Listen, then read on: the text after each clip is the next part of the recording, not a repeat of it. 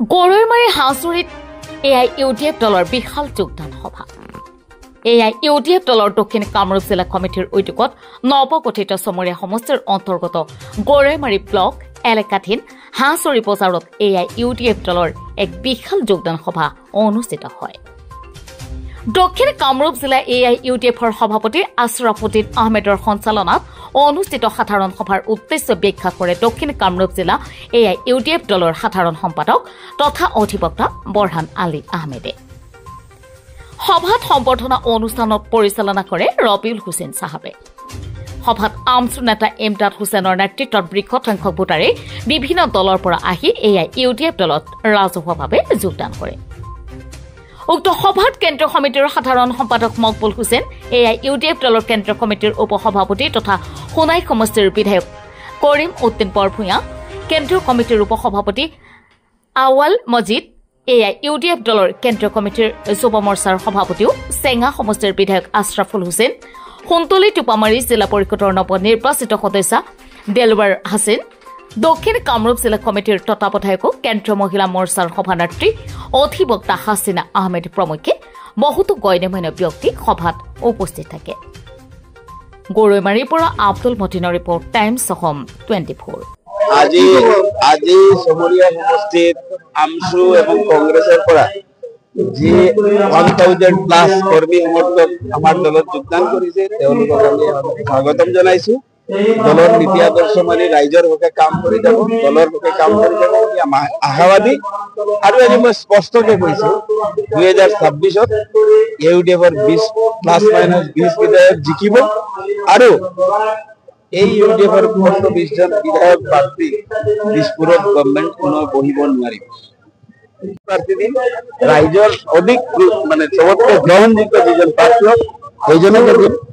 দলৰ scrutiny committee থাকিব, আমি ইণ্টাৰনেল ছাৰ্ভে কৰাম, দলীয় ছাৰ্ভে কৰাম। দুটা ছাৰ্ভেৰ বেচিছত আমি অক্টোবৰ-নৱেম্বৰত ছাৰ্ভে ষ্টাৰ্ট কৰিম, ইণ্টাৰনেল ছাৰ্ভে, আৰু ডিচেম্বৰত আমাৰ পাৰ্টিৰ এক্সটাৰ্নেল ছাৰ্ভে হ'ব। দুইটা মিলি মেচ কৰি আমি জেনুইন প্ৰাৰ্থীটো আমাৰ সিট লাগে ইছ্যুখিনি ৰিজল্ভ কৰিব লাগে। আমি অকলে খেলিম, কিয় অকলে খেলিম?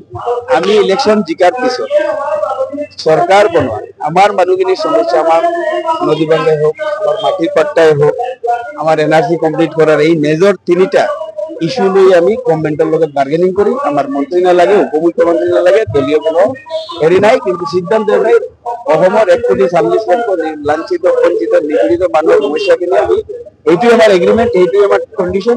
সেই কণ্ডিশ্যনত আমি চৰকাৰক সমৰ্থন দিম, বিভিন্ন এনটি বিজেপি চৰকাৰক। ডেভেলপিং ষ্টেটত মুখ্যমন্ত্ৰীয়ে ক'ব ভাৰতবৰ্ষৰ ভিতৰত অসমখন 5 নম্বৰ ৰাজ্য বনাই লওক, আৰু তেওঁ 1,40,00,000 মানুহক ভয় দেখাবৰ কাৰণে কিছুমান মানুহৰ হাতত বন্দুক দি আছে। মই মুখ্যমন্ত্ৰীক আগতেও কৈছিলো, আজিও কৈ আছো, আপুনি লাইচেন্স দি কিমান বন্দুক দিব সেইটো দি আপুনি ডিভিশ্যন কৰাত নাযাব, গ'লে বেয়া হ'ব। এইখন হিমাচল প্ৰদেশ নহয়, ইয়াত 5% মুছলমান মানুহ নাথাকে, ইয়াতে 40% থাকে। তেওঁ নিজে হোম মিনিষ্টাৰ, আইনখন তেওঁ যদি বিচাৰে আইন শৃংখলা পৰিস্থিতি বেয়া কৰিব আৰু বেয়া কৰিবলৈ গৈ আছে, বেয়া কৰিলে তেওঁ ৰেছপনচিবল থাকিব। মানুহৰ ধৈৰ্যৰ এটা সীমা আছে, ধৈৰ্যৰ সীমা অতিক্ৰম কৰিলে মানুহে ৰিয়েক্ট কৰিব, আৰু যেতিয়া ৰিয়েক্ট কৰিব এই ৰিয়েক্টটো অতি বেয়া হ'ব, তেওঁ কণ্ট্ৰল কৰিব নোৱাৰিব। Thank you. আমাৰ দলৰ সিদ্ধান্ত এতিয়ালৈকে +-35 জন জিকিম। যোৱাবাৰো আমি 19 চনে খেলিছিলো, 16 জন জিকিছিলো।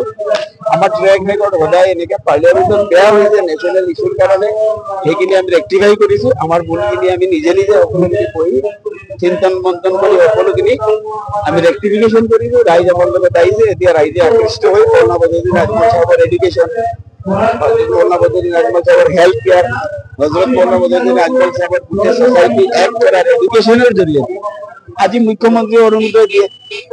তেওঁ কয় ভাৰতবৰ্ষৰ ভিতৰত অসমখন চবতকে বেছি অৰুণোদয় দিয়া ষ্টেট বনাব, আৰু হজৰত কৰ্ণাবদী নাজমল চাহাবে কয় ভাৰতবৰ্ষৰ ভিতৰত অসমখন highest JEE, NEET, IAS, IPS বনোৱা ষ্টেট হ'ব লাগে। এই হ'ল পাৰ্থক্য। ৰাইজ কৰ্ণাবদী নাজমল চাহাবৰ এডুকেশ্যন নীতিৰ প্ৰতি আকৃষ্ট হৈছে।